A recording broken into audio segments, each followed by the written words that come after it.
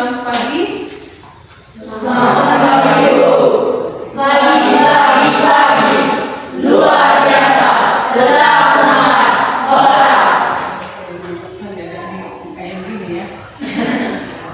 Baik, terima kasih yang kami hormati Ibu Ziadian sebagai Kepala Sekolah Ibu dan Pak Guru dan adik yang kami sayangi ya.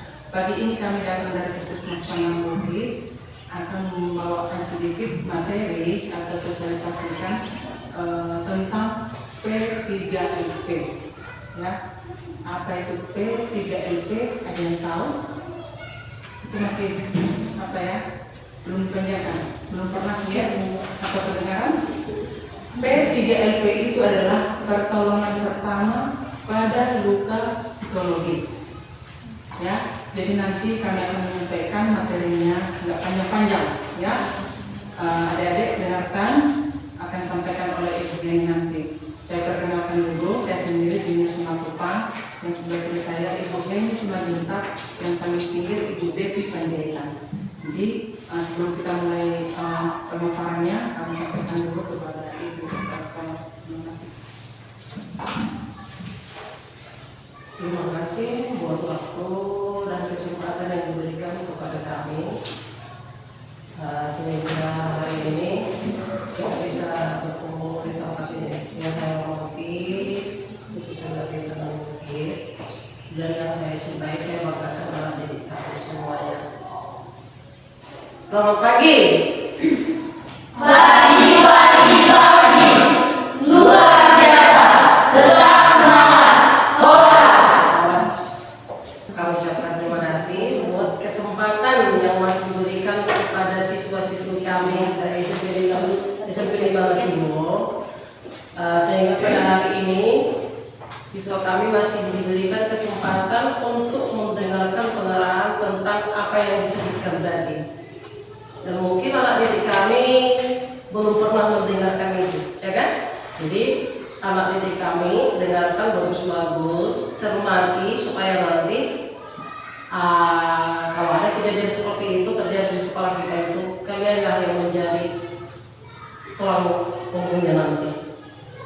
Ya, mudah-mudahan apa yang akan disampaikan oleh ibu-ibu dari Puskesmas Tandang Buhit dapat kita laksanakan nanti di sekolah kita ini, sehingga sekolah kita ini bebas dari apa yang namanya luka psikologis. Contohnya ada bullying ya, ada bullying. Jadi kalian nanti yang menjadi duta di sekolah kita ini untuk memperbaiki itu. Izin Bu. Selamat pagi adik-adik. Selamat pagi. Pagi. Luar biasa. Tetap semangat. Horas. Ya, terima kasih. Kembali kami memperkenalkan diri. Nama saya Ibu apa tadi? Ibu Devi. Ya, terima kasih. Berarti masih kita fokus. Jadi kedatangan kami hari ini adik-adik, Bapak Ibu guru, seperti tadi mungkin agak unik, belum pernah dilakukan. Bisa jadi mungkin kau juga belum pernah dengar. Tadi Ibu Junia sudah sebut ada kata P3LP. Itu singkatan. Kepanjangan apa itu Bu Heni? Pertolongan pertama pada luka psikologis. Ya, sebelum masuk ke sana, Ibu mau tanya dulu sama kalian. Kalau kalian melihat temanmu jatuh dan lututnya berdarah, apa yang kalian lakukan?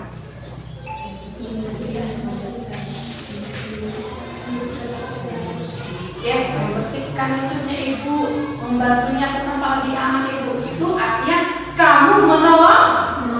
Yes, kalau temanmu jatuh, lututnya berdarah, kamu melihatnya, kamu akan langsung menolong. Benar, itu tindakan yang harus kita lakukan, menolongnya. Tapi jika kamu melihat temanmu ada yang sedih, ada yang murung, ada yang baru kehilangan orang yang mereka cintai, ada yang baru dibully, apa yang kamu lakukan? Apa yang sudah pernah kamu lakukan? Untuk kasus-kasus yang Ibu sebutkan barusan,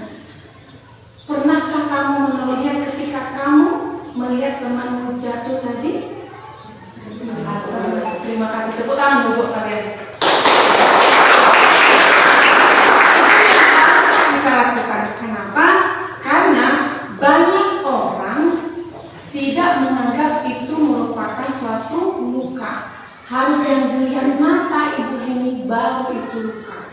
Tidak, padahal luka yang Ibu sebutkan tadi akibat dibully, akibat kehilangan orang yang mereka cintai itu masuk dalam luka, tapi tidak bisa dilihat oleh kasat mata. Luka yang tak berdarah, tapi sakitnya nyata dirasakan oleh orangnya. Itulah yang dikatakan luka psikologis. Tidak berdarah, tapi sakitnya nyata dirasakan oleh penderitanya. Nah, kita hari ini mau belajar tentang luka psikologis. Luka psikologis, Ibu kasih gambaran sedikit.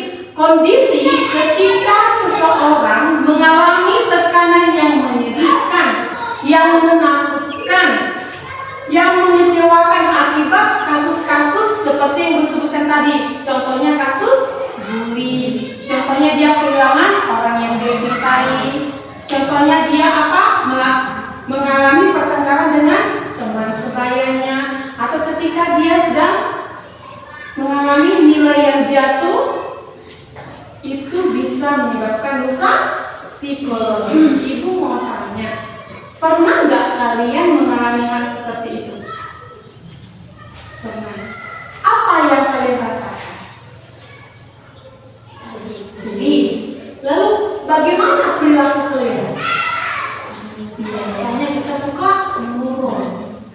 Itu merupakan gejala-gejala psikologis. Jadi hari ini ada 13 siswa yang dirujuk oleh Ibu Kepala Sekolah SMP Negeri 5 2050 untuk menjadi duta seperti Ibu Syedin bilang tadi, atau dialah istilah kesehatan jiwa lebih dikenal dengan istilah penolong pertama. Yang 13 ini, kalian yang ber-13, harapan kami akan menjadi penolong pertama pada kasus-kasus luka psikologis. Tindakan yang kalian lakukan itulah yang disebut dengan pertolongan pertama pada luka psikologis. Kalau yang jatuh tadi lututnya berdarah, itu biasa kita sering kenal dengan istilah P3K, pertolongan pertama pada kecelakaan. Nah, itu yang luka terlihat. Yang tidak terlihat namanya P3LP. Orang yang mampu melakukan pertolongan itu disebut penolong pertama. Kalian itu sebagai penolong pertama, kalian harus punya modal dulu untuk mengenali siapa teman kalian atau sesama kalian yang mengalami luka psikologis. Kalau luka kecelakaan gampang kita kenali, ya enggak? Berdarah, ya jatuh, jelas, nampak oleh mata. Tapi untuk P3LP kita harus kenal dulu seperti apa itu Bu Heni gejala-gejala psikologis. Yang paling gampang dilihat itu dia akan mengalami perubahan perilaku atau perubahan emosional. Biasanya Kak Jojo, izin saya pinjam namanya Kak Jojo, anaknya ceria. Oke, ini sekolah pertama sudah berjalan. Anaknya ceria. Halo Ibu Ragian, selamat pagi. Halo Kak Jojo, selamat pagi. Halo teman-teman, selamat pagi. Beberapa minggu terakhir dia berubah. Yang tadinya suka menyapa jadi murung. Yang tadinya jalannya semangat. Orang lewat dia tidak tahu, dia tidak peduli. Yang tadinya suka kongur, ya karena gosip sama teman-temannya, dia suka menyendiri kalau jam istirahat. Banyak yang jadi seperti itu. Gampang marah, disapa sedikit, jangan sapa-sapa. Apalagi anak cowok paling suka pergi minta izin ke toilet. Tadinya anaknya fokus belajar, tiba-tiba nggak suka belajar lagi, Bapak Ibu guru. Izin Bu Ardian, saya ke belakang dulu, nggak pulang-pulang. Nah, perubahan perilaku seperti tadi itu bisa merupakan gejala-gejala terjadinya luka psikologis pada teman kita tadi. Ya, nah, jadi sebagai penolong pertama itu dulu yang kamu kenali. Kayaknya si Alena ada yang berubah ini. Berarti ada yang salah di sini. Mungkin dia sudah mengalami luka psikologis. Kamu sebagai penolong pertama lakukan 3 cara untuk menolongnya. Kalau luka P3K tadi, pertolongan pertama pada kecelakaan, yang kamu lakukan biasanya bantu dia ke tempat yang aman, bersihkan lukanya, oleskan betadin, tutup bila perlu, kalau tidak bisa rujuk ke puskesmas atau puskesmas. Itu tindakan-tindakan P3K.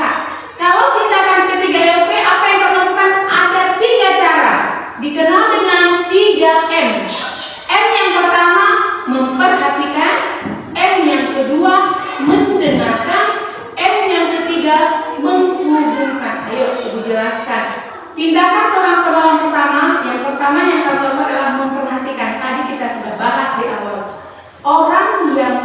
dihunjuk atau yang sudah mau menerima status sebagai penolong pertama harus punya empati yang besar, harus punya kepedulian yang tinggi. Tidak perlu pintar, tidak harus jadi orang pintar dulu baru bisa menolong orang, tapi harus punya empati dan kepedulian yang tinggi. Kamu mampu dan kamu bisa menolong orang.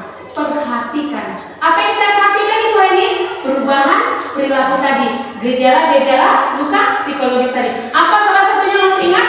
Gejala luka psikologis? Tiba-tiba murung, sedih, suka menyendiri, gampang marah, suka bolos. Biasanya seperti itu. Padahal di awal dia tidak seperti ini. Oke, kamu sudah perhatikan, kamu sudah kayaknya Jojo lagi sedih akhir-akhir ini. Ini ada masalah. Lakukan tindakan kedua. Kamu sudah memperhatikan, artinya kamu sudah menemukan sasaran yang akan kamu tolong. Lakukan tindakan yang kedua. Apa tindakan yang kedua? Yes, mendengarkan. Bagaimana kamu mendengarkan, Ibu? Lakukan komunikasi. Iya, kamu harus ajak dia dulu berbicara supaya dia mau cerita. Kalau dia sudah mau cerita, baru lakukan mendengarkan aktif tadi. Ajak dia bercerita, dekati dia. Untuk tahap mendengarkan, kalau mendengarkan biasa organ apa yang kamu pakai? Ada lagi nggak? Yes, mata. Enggak, Bu Heni. Kalau pelajaran biologi, fungsi telinga yang mendengarkan. Nah, ini agak beda. Untuk masalah luka psikologis, masalah kesehatan jiwa, kita harus bisa mendengarkan. Tidak hanya pakai telinga, pakai mata, pakai mulut, pakai hati. Seperti apa itu Bu ini?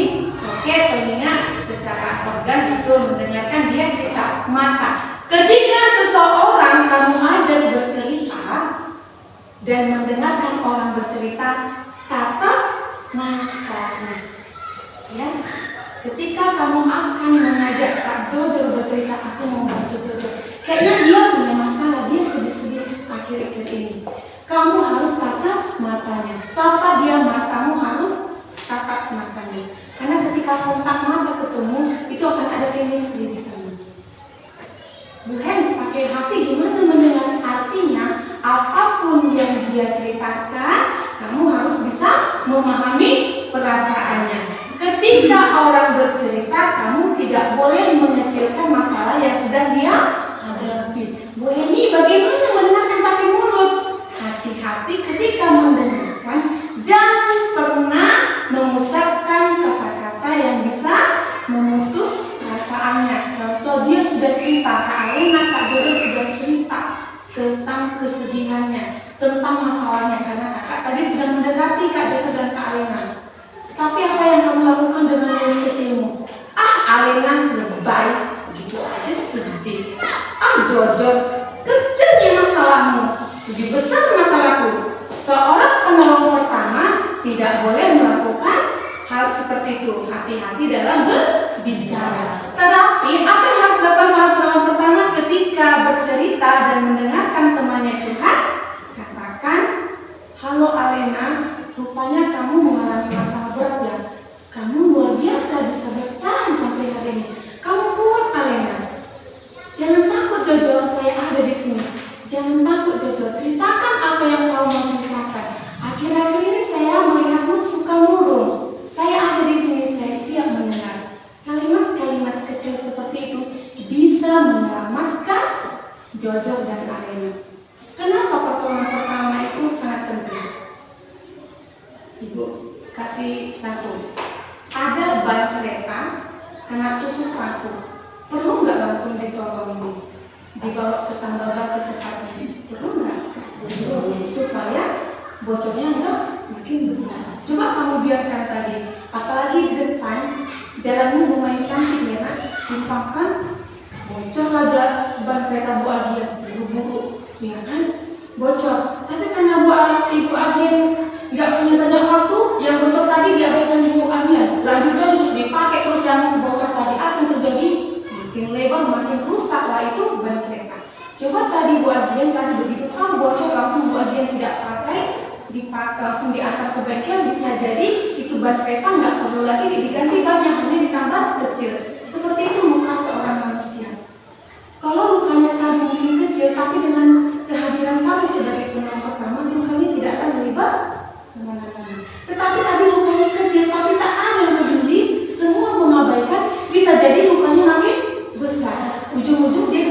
terjadi masalah kesehatan jiwa yang lebih berat, bahkan bisa jatuh ke depresi. Padahal tadi kalau ada yang peduli, ada yang memperhatikan, mungkin akan langsung bisa di skip. Itu pentingnya pertolongan pertama. Ya, kecil tapi bisa menyelamatkan masa depan seseorang. Itu dia, mendengarkan. Bu, setelah kami dengarkan, apa yang harus kami lakukan? Apa kami harus memberi solusi? Tidak. Seseorang yang mengalami luka psikologis terkadang tidak terlalu membutuhkan solusi dari kamu. Dia tidak perlu solusi hebat darimu. Apalagi kalian teman sebaya. Seorang penolong pertama tidak harus memberikan solusi kepada kawannya. Kenapa? Sama relevan kemampuan kita. Lalu tugas kami apa, Bu ini? Yang ketiga. Yang ketiga, ingat siapa?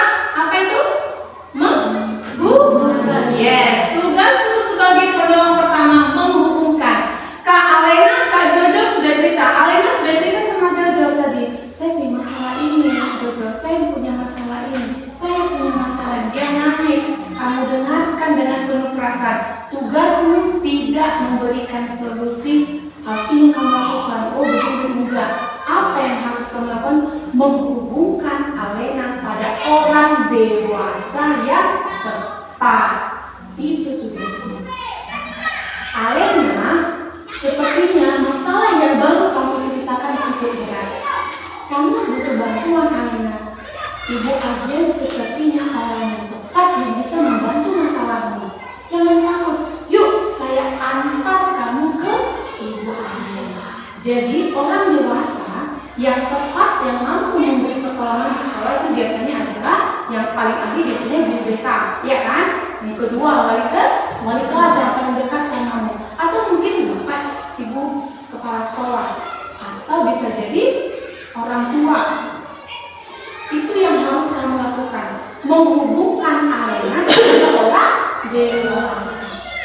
Begitu Alena sudah ada di tangan Ibu Adian atau di tangan Bapak Guntur, ya Pak, selesai tugasnya. Hanya itu tugas seorang penolong pertama. Nggak perlu kamu mengubahkan, nggak perlu, karena kamu bukan tenaga kesehatan, kita bukan dokter. Makanya penolong pertama siapa yang bisa melakukan itu? Semua sebenarnya bisa menjadi seorang penolong pertama. Dia hanya butuh modal tadi, kenali gejalanya, lakukan 3M.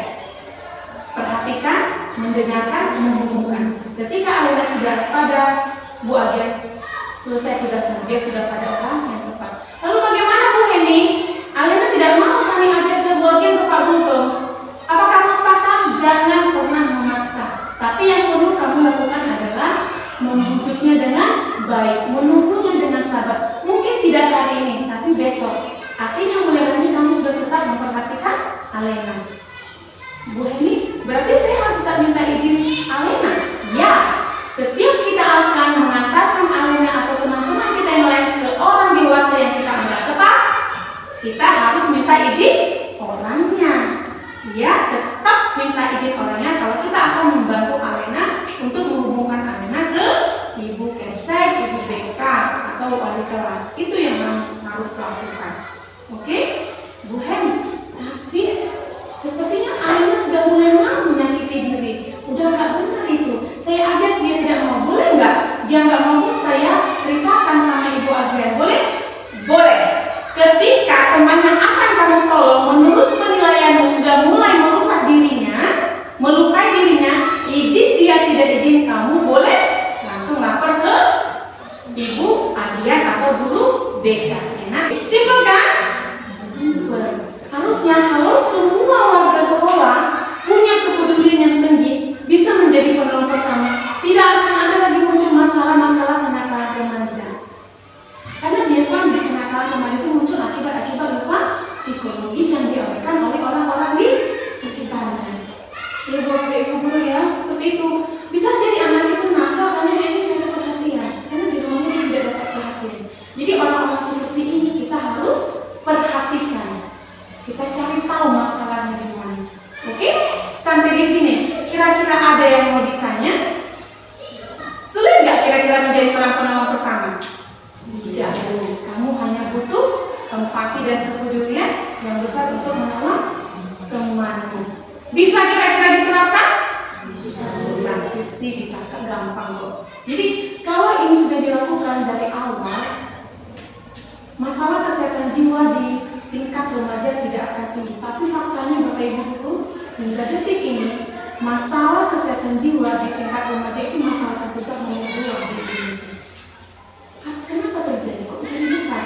Itu tadi kurang pedulinya orang-orang di sekolah. Jadi buat anak-anak kami yang 13 tahun hari ini, harapan kami kalian bisa menjadi penular teman-teman. Semua akan menjadi penolong pertama. Karena terkadang ketika kita menolong orang, kita bisa juga masuk dalam tahap luka psikologis, ya kan? Biasanya kita menolong, ternyata kita kena luka psikologis. Nanti orang yang kita tolong akan menolong kita dulu. Jadi jangan pernah takut menolong orang, ya. Biasakan sejak kecil membantu dan menolong orang. Yakinlah ketika kamu besar nanti kamu akan jadi manusia yang berbeda. Pasti kamu akan jadi emas yang luar biasa. Berbeda dengan orang yang tidak peduli. Tengok emas sedih, peduli peduli Jangan biasakan seperti itu. Coba mulai sekarang biasakan mengasah empatimu semakin tajam. Kamu pasti akan jadi manusia yang berbeda. Dan biasanya orang yang suka menolong rezekinya lebih besar. Percaya nggak? Oke, itu yang bisa ibu sampaikan hari ini. Materi yang simpel ini harapan kami bisa membantu kalian dan teman-temanmu. Karena ingat, masalah kesehatan jiwa adalah masalah yang sangat sulit diatasi. Kenapa? Tidak terlihat oleh mata telanjang. Tapi biasanya hanya orang-orang yang punya kepakaran yang tinggi yang bisa membantu masalah ini. Harapan kami 13 anak-anak di SMP Negeri 5 Bali Mation bisa menjadi orang-orang penolong pertama yang luar biasa yang bisa kami andalkan. Tidak hanya di sekolah, tapi masuk ke lingkungan lebih rumah. Mungkin nanti kalian masuk ke lingkungan gereja atau teman sekitarmu, sehingga kalian akan tumbuh menjadi generasi emas. Ya, cita-cita pemerintah Indonesia pernah dengar generasi emas? Besar harapan pemerintah Indonesia akan lahir generasi emas 2030 katanya. Berarti waktu kita berapa tahun lagi? 4 tahun lagi. Generasi emas itu generasi yang sehat jiwanya, generasi yang sehat fisiknya.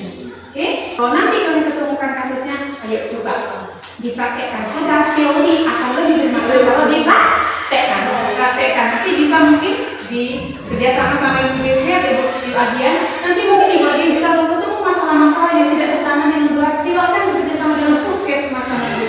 Karena di puskesmas Tanambu itu tersedia konseling kesehatan jiwa. Ibu Junior Simatupang adalah pengelola kesehatan jiwa yang dipercayakan oleh puskesmas Tanambu Berdiri.